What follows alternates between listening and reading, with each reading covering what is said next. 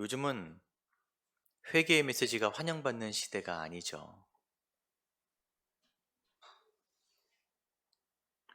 얼마 전에 길에서 어떤 목사님이신 것 같아요. 이렇게 인이어 마이크를 끼시고 스피커를 다시고 길에 다니시면서 회개하라, 천국이 가까웠다. 이런 메시지를 막 전하시는 거예요. 너무 오랜만에 봐서, 예, 근데 좀 어색하기도 하더라고요. 믿지 않는 자들에게는 본래부터 거절당하는 메시지였죠. 회개의 메시지는. 그리고 요즘은 믿는 자들에게도 외면당하는 시대인 것 같습니다. 왜냐하면은 회개에는 그에 따른 삶의 변화가 요구되기 때문이에요. 특히 기독교가 세상의 성공에 발을 맞춰가기 시작하면서 이제 그 진정한 회개의 메시지는 전하기도 껄끄럽고 듣기도 껄끄러운 메시지가 되어버렸습니다. 그렇기에 바울의 회심 사건은 우리에게 굉장히 중요합니다. 신약에서 굉장히 영향력이 있는 사건이에요. 바울의 회심. 그의 회심은 굉장히 극적이고 내용 역시 그렇지만 결과 또한 놀랍습니다. 정반대의 사람이 되어버려요. 이는 분명 우리에게 큰 부담이지만 귀한 도전이 되리라 믿습니다. 부담스럽죠? 저도 증거하기가 부담스러운 말씀이에요. 오늘 이 성경 본문을 자세히 있는 그대로 보면서 우리가 따라가야 할 방향이 무엇인지 깨달아 알기를 원합니다. 먼저 회심의 과정에서 주목할 만한 것이 있는데, 오늘 본문 이전 지난주 본문에 사흘 동안 보지 못하고 먹지도 마시지도 아니하니라 라는 말이 등장해요. 예수님은 아나니아에게 그가 기도하는 중이니라라고 말씀하십니다. 그는 금식했어요. 3일간. 근데 이전에도 유대인의 관습에 따라서 바리새인처럼 바울도 일주일에 한두 번씩 금식을 하던 사람이었을 거예요. 율법을 잘 지키는 사람이었기 때문에. 그러나 이전에 했던 금식들은 자신이 의로운 사람임을 나타내기 위한, 내가 하나님의 의로운 사람임을 나타내기 위한, 사람에게 보여주기 위한 금식이었어요. 그러나 이 3일간의 금식은 완전한 회개의 금식입니다. 바울처럼 예수님을 만나면 참 감사하기도 하지만 그 마음을 어떻게 표현해야 될까요? 다메섹으로 기독교인을 잡으러 가다가 예수님을 만나버린 거예요. 예수 믿는 사람들을 잡으러 가다가 자신을 대비할 만한, 자신을 변명할 그 어떤 심리적인 대비 장치도 없이 그냥 예수 앞에 무너져 버린 것입니다. 현장범인 거예요. 그 앞에 더 이상 자기 것을 숨길 게 없는 거예요. 너무 막다른 코너에서 예수님을 만나버린 거예요. 율법을 지킨다고 여기며 행한 모든 것이 실은 자신의 영광을 위한 것임을 절실하게 깨닫고, 기독교인을 박해한 것은 자신의 이 율법적인 삶을 지적하는 진리에 대한 이기적인 저항이었음을 깨달았습니다. 소가 뒷발질한다는 얘기를 지난주에 했잖아요. 그는 계속 그 진리의 메시지에 저항하다가 예수를 만나고 완전 자빠질 거예요. 아마도 그의 금식은 식음을 전폐했다라는 표현이 더 맞을 거예요. 회개를 할 때 금식을 해야 된다는 것은 아닙니다. 회개는 그만큼 무겁고 삶에 큰 충격이라는 거예요. 그러나 이 3일간의 기간이 그의 삶을 완전히 바꿔버립니다. 무겁고 아프지만 그만큼 가치가 있는 일이 바로 회개입니다. 그런데 이 과정에서 사울에게 두 가지 방향의 사역이 적용돼요. 그냥 분류해 봤어요. 영적인 사역과 육적인 사역이 있습니다. 영적인 사역은 삼위일체 하나님의 사역이에요. 하나님이 바울을 구원하시기로 이미 계획하셨고요. 예수님이 그를 위해서 십자가에 죽으셨고 그를 찾아오십니다.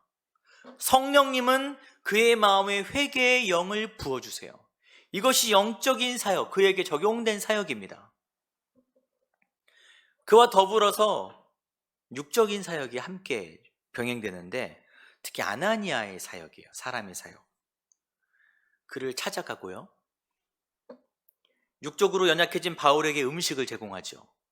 그를 강건하게 세워줍니다. 또한 가장 중요한, 우리 지난번에도 한번 언급했어요. 마음을 위로하는 거예요.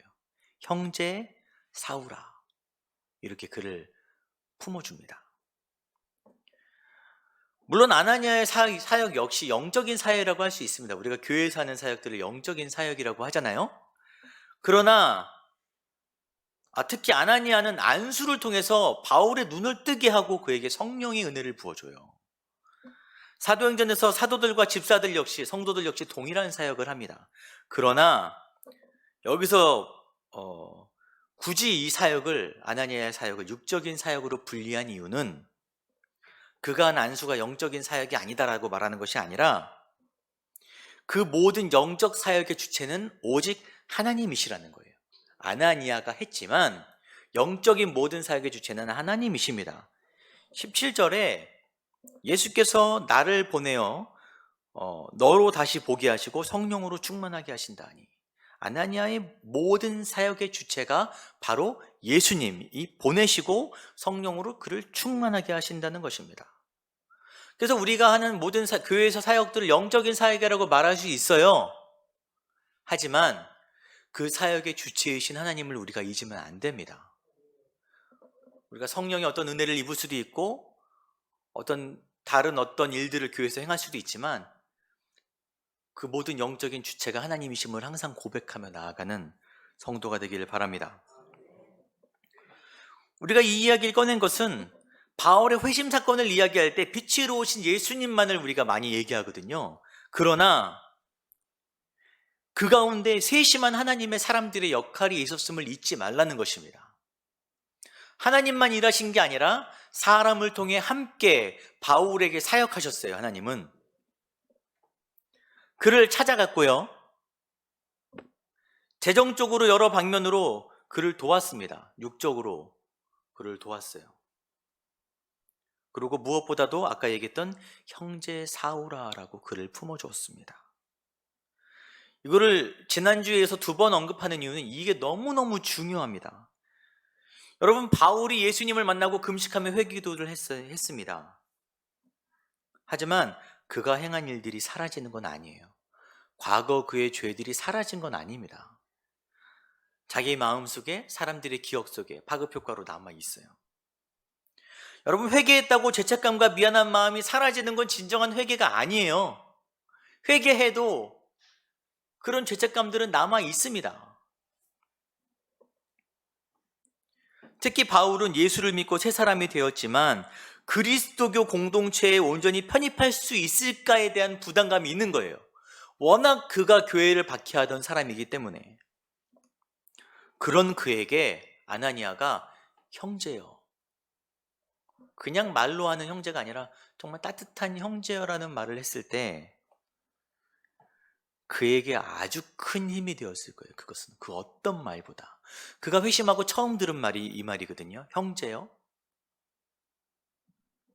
어느 책에는 이 형제라는 말이 그의 귀에 음악처럼 들렸을 것이다 라고 하더라고요. 예수를 믿어도 공동체에 쉽게 정착하지 못하는 이유가 뭐죠?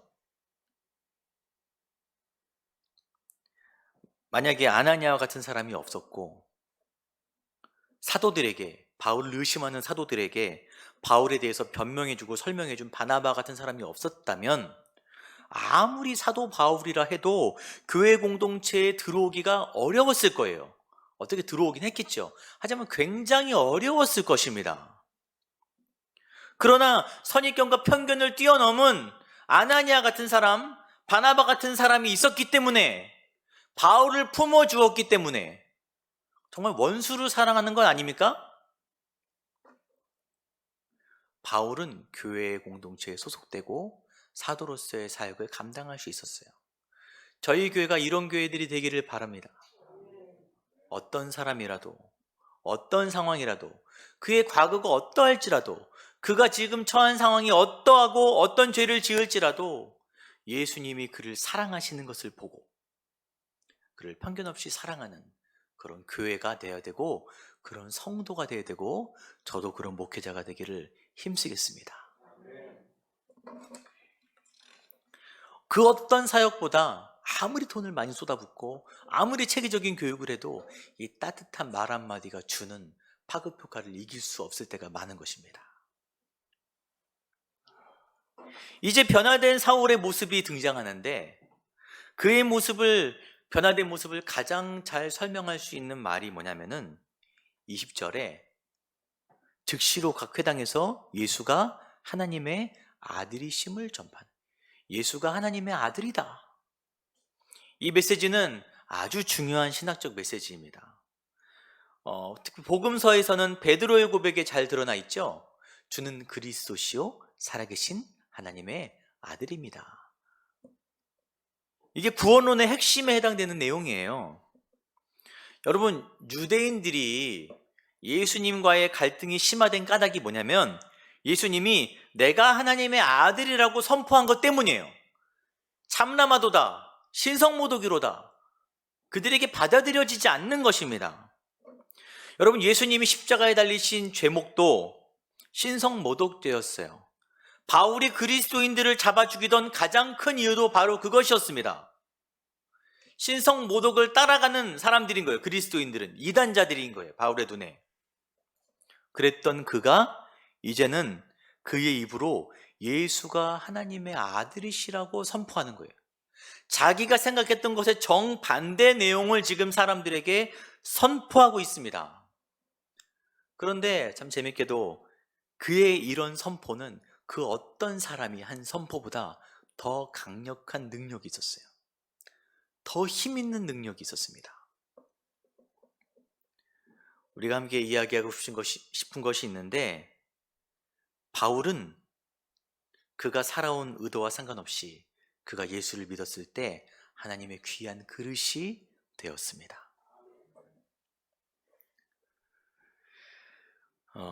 그는 먼저 구약적 지식과 학문적 소양이 충분한 사람이었어요. 도전이 되네요. 부럽네요.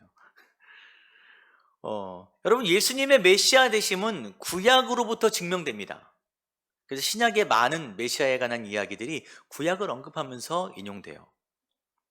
바울은 가말리엘의 문화로서 구약에 능통한 자고 여러 학문에 능통한 자였어요.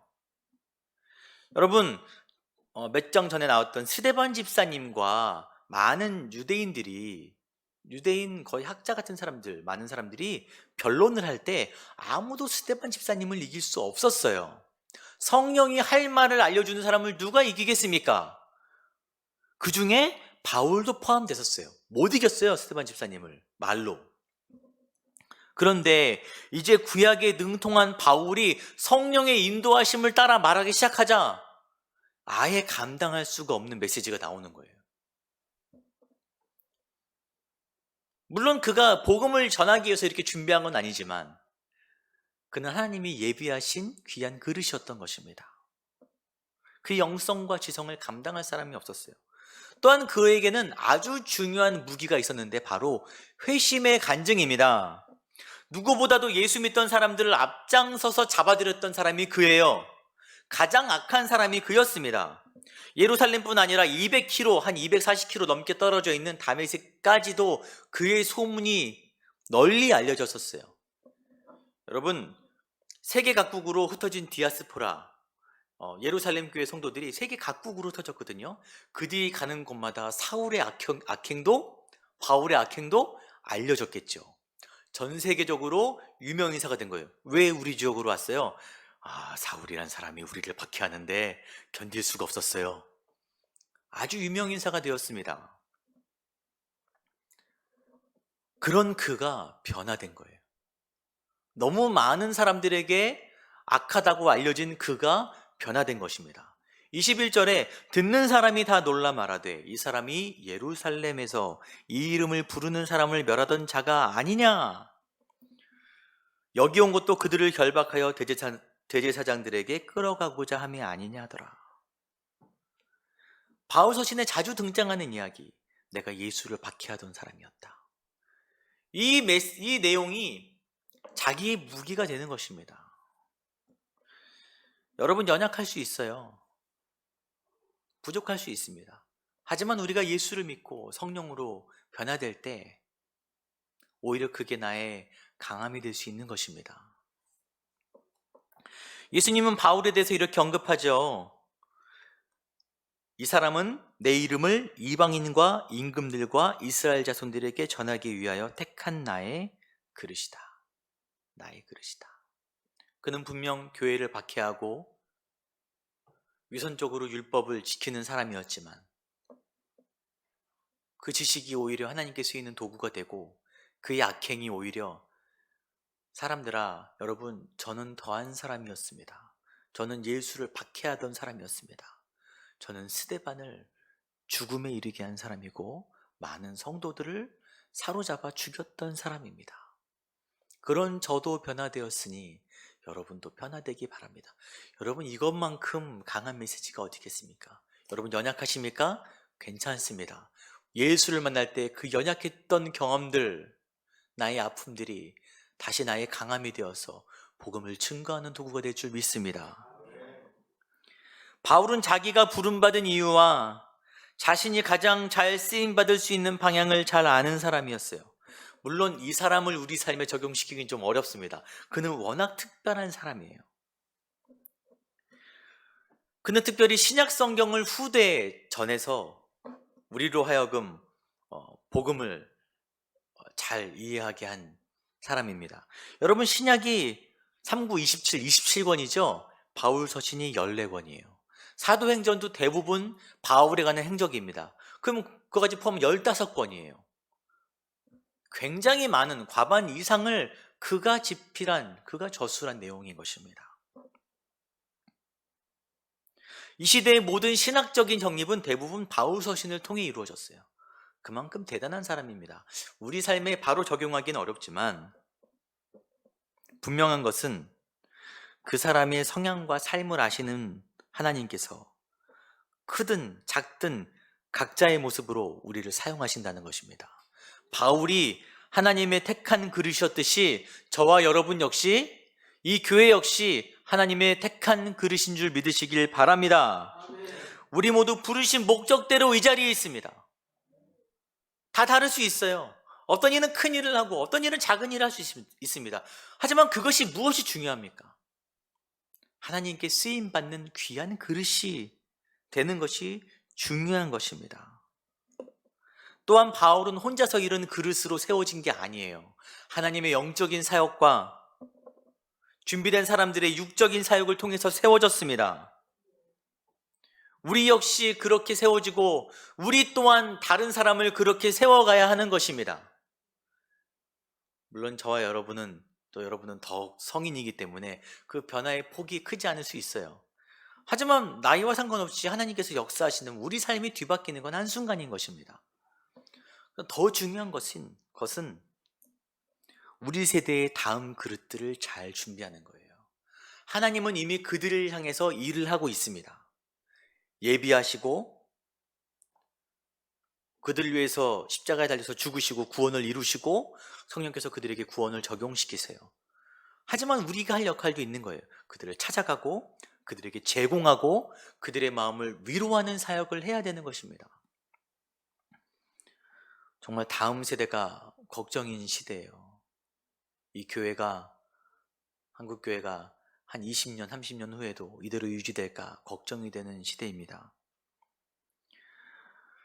여러분의 자녀들, 특히 여러분의 자녀들이, 여러분의 자녀와 그 손주들이, 또한 이 교회에서 자라나는 아이들이, 한국교회에서 자라는 모든 아이들이 하나님의 귀한 그릇으로 세워지기를 소망합니다. 여러분, 소망은 사그러지지 않았어요. 하나님이 분명히 일하시리라 믿습니다. 저희 교회도 다음 세대들을 잘 양육하는 교회가 되길 원합니다. 우리가 그들에게 잘 제공하고 잘 위로하고 잘 찾아가는 사역을 감당하기를 바랍니다. 이제 계속해서 말씀을 보는데 22절에 사울은 힘을 더덕 예수를 그리스도라 증언하여 다메섹에 있는 유대인들을 당혹하게 하니라. 유대교의 주동자였던 바울의 회심이 너무 큰 파급 효과를 가져오니까 유대인들이 당황하는 거예요. 그래서 믿는 자들을 잡아들이던 그가 이제는 제거해야 할 1순위가 되어버립니다. 그를 죽이려고 밤낮으로 성문을 지키고 있어요. 그러자 그의 제자들이 밤에 광주리에 태워서 그를 성벽 아래로 내리는 내용이 오늘 본문에 등장하는데, 이상하죠? 제자들이 갑자기 등장합니다. 바울은 오랫동안 기독교의 저명인사도 아니었어요. 영적 지도자도 아니었고, 회심한 지 얼마 안 됐고, 그리고 오히려 교회를 박해하던 사람들인데 갑자기 제자들이, 그를 따르는 제자들이 등장합니다. 뭘까요? 그 며칠 사이에 제자들이 갑자기 생겼을까요? 23절에 바울이 회심을 하고서 여러 날이 지나매라는 말이 있어요. 사도행전에서는 이 말이 그냥 여러 날이라고 표현되어 있지만, 여러 날이니까 그냥 며칠 지났나 보다 싶잖아요. 갈라디아서 1장 17절에 이것에 대한 자세한 이야기가 있는데, 또 나보다 먼저 사도된 자들을 만나려고 예루살렘으로 가지 아니하고 아라비아로 갔다가 다시 다메섹으로 돌아가노라. 아라비아로 갔는데 거기서 몇 년을 있냐면 3년을 거기서 보냅니다. 여러 날이 지남에 그게 3년인 거예요. 아라비아는 다메섹과 거의 맞닿아 있는 지역이기 때문에 그 지역에서 3년간 머물렀다가 다시 다메섹으로 갔다가 죽음의 위협을 느껴서 제자들이 그를 피신시킨 것입니다. 아마 그는 그곳에서 자신의 신학적인 정리와 기도를 통한 깊은 영적인 체험을 통해 자신의 사역을 준비했을 것이라고 예상돼요. 바울의 초기 행적들은 분명히 상징적인 의미가 있습니다. 그는 3일간 금식을 하죠. 예수님의 죽으심, 3일 동안 죽으심에 동참하는 의미가 있고, 3년간 아라비아에서 사역을 준비하는 기간은 예수님의 공생의 기간 함께하는 그런 의미가 있는 거예요. 그렇게 학자들이 이야기합니다. 이러한 내용을 성경에 밝히고 있는 이유는 그가 사도로서 부르심을 받았기 때문인데, 그는 사람들에게 소위 정통사도가 아니라 편입된 사도죠. 그는 계속해서 자기의 서신서에 예수 그리스도의 사도된 바울은 계속 이렇게 밝힙니다. 때문에 사도로서 부르심을 받은 것에 대한 역사적 상징성이 필요한 것이 사실이에요. 하지만 그것을 넘어서 더 중요한 것은, 그는 많은 지식을 이미 가졌던 사람이에요. 율법적 지식이 충만했고 예수를 만난 아주 뜨거운 체험을 이미 한 사람이었습니다. 그런 영적 체험을 하고 지식으로 가득한 사람이었지만 그의 사역은 바로 시작되지 아니하고 아라비아의 3년 사역, 그 3년 동안 머물렀던 시간 이후에 본격적으로 시작돼요. 여러분, 3년을 의미하는 여러 날이, 아까 했던 여러 날이 지나매, 지나다란 말이 원어로 플레로라는 말인데 다른 의미로는 채워지는 의미가 있는 거예요. 채워진다. 여러 날 동안 그가 채워지는 거예요. 뭐로 채워지냐? 예수님의 사도로서 온전히 사역할 능력이 채워지는 것입니다. 그 능력이 뭘까요? 말씀의 더 확실한 정립과 강한 능력, 성령 받아라, 성령 받고 말씀을 선포하면 사람들이 변화되고, 그런 능력일까요? 이 기간 동안 채워간 것들은 그의 바울 서신에 나와 있는 여러 고백들에서 발견할 수 있어요. 바울은 항상 이렇게 말하죠. 내가 많은 지식을 가졌지만 이것은 아무것도 아니다. 배설물 같다. 내가 3층천 천국에도 여러 번 다닌 사람이지만 영적인 체험을 많이 하고 은사를 많이 받았지만 그건 역시 중요한 것이 아니다라고 바울은 항상 이야기합니다. 갈라디아서 6장 14절에 같이 읽을까요? 그러나 내게는 우리 주 예수 그리스도의 십자가 외에 결코 자랑할 것이 없나니, 내가 예수의 십자가 외에는 자랑할 것이 없다. 그가 그 3년 동안 자기의 마음을 준비하면서 쌓아온, 채워간 것은 이 고백인 것이에요. 나의 지식도 분명 하나님의 그릇으로 그는 외적으로 잘 준비된 사역자였어요. 그리고 사람들에게 잘 어필될 만한 스토리라인이 있는 사람입니다. 요즘 그런 게 중요하다 그러잖아요. 오디션 프로그램을 봐도 스토리가 있는 사람이 막 올라가지 않습니까? 하지만 그가 쓰임받을 수 있었던 결정적인 이유는 그가 십자가만을 자랑하는 사람이 되었기 때문이에요.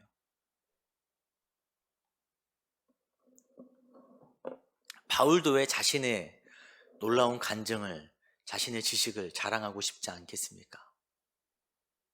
여러분 역시 내 안에 자랑하고 싶을 만한 것이 있을 거예요. 하지만 그는 그 모든 것을 다 내려놓는 시간을 가졌다는 것입니다. 이런 그였기 때문에 기독교의 대원수였지만 목숨을 걸고 그를 지키는 제자들이 따르는 거예요. 그의 모습을 보고, 그의 변화된 모습과 성품과 그의 메시지를 듣고 제자들이 따르는 것입니다. 그러니까 제자들은 그의 이렇게 변화된, 겸손하게 오직 복음을 따라 변화된 모습의 증거가 되는 것입니다. 이제 말씀을 마무리해 가는데 오늘 본문 마지막 절에 그리하여 온 유대와 갈릴리아와 사마리아 교회가 평안하여 든든히 서간다 라는 말이 있습니다. 그리하여 라는 말은 7장부터의 이야기를 정리하는 거예요. 스데반의 죽음으로부터 시작된 교회의 박해, 그로 인해서 예루살렘 교회가 전 세계로 뿔뿔이 흩어지고 빌립 집사가 사마리아 땅에 가서 복음을 증거하고 교회를 박해하던 바울이 회심하여 사도로서의 사역을 잘 감당하게 된 것, 그 모든 일들의 결과로 교회가 든든히 서가고 주를 경외함으로 성령의 의로로 진행하여 수가 더 많아지니라. 교회가 성장해 가는 것입니다. 여러분, 이 기간 동안 좋은 일만 있었던 건 아니죠. 큰 박해가 있었고 사람들이 죽었어요. 오히려 힘든 일의 연속이었습니다. 그러나 결국 교회가 평안하게 든든히 세워져 가고 있는 것입니다. 중요한 것은 이 일의 주역이 스데반 집사도 아니고 빌립도 아니고 바울도 아니고 이 모든 일을 주장하시는 하나님이시라는 거예요. 하나님이 이 어려운 역사를 통해서 결국 교회를 든든히 세워가시는 것입니다. 그의 손으로 사람들을 붙드사 스데반에게 믿음의 용기를 주시고 빌립에게 이방인을 품을 수 있는 마음을 주시고 바울이 회심할 수 있는 능력을 주신 거예요. 참 오랜만에 여러분을 뵈니까 좋습니다. 예. 기독교 역사의 유래를 찾아보기 힘든 사건을 저희가 지금 경험하고 있어요. 아마 정말 많은 것들이 변할 거예요. 교회도 마찬가지입니다. 그러나 너무 걱정하지 마시기 바랍니다. 이 모든 역사를 주장하시는 하나님, 어려운 일이 생겼지만 우리는 작은 존재라 다 할 수 없지만 하나님의 나라가 분명 더 가까워지고 있고 이 땅의 교회를 향한 하나님의 새로운 비전이 열리고 있는 줄 믿으시기 바랍니다. 저와 여러분은, 그리고 저희 교회가 할 일들은, 이 땅에 있는 교회가 할 일들은 그냥 내게 맡겨진 그릇의 역할을 잘 감당하는 것 뿐입니다. 하나님을 의지하고. 각자가 가진 은사가 분명 달라요. 앞에 선자가 있고 보이지 않는 곳에서 일하는 사람들이 있습니다. 각자 다른 모습이에요. 제가 개척하기 전에 아내와 했던 얘기 중에 저희 아내도 앞에 선자들보다 안 보이는 곳에서 헌신하는 사람들이 더 멋지다는 얘기를 했어요. 어떤 모습으로 쓰이냐가 중요한 것이 아니라 하나님께 쓰임받는 게 중요한 거죠. 저희 교회도 이제 시작을 해서 그렇게 주목받는 교회도 아니고 그렇게 능력 있는 교회도 아니지만 우리 교회에 맡겨주신 사명을 잘 감당하는 것이 가장 중요한 것입니다. 우리에게 허락하신 대로. 왜냐하면 이 시대의 주역 역시 하나님이시기 때문입니다.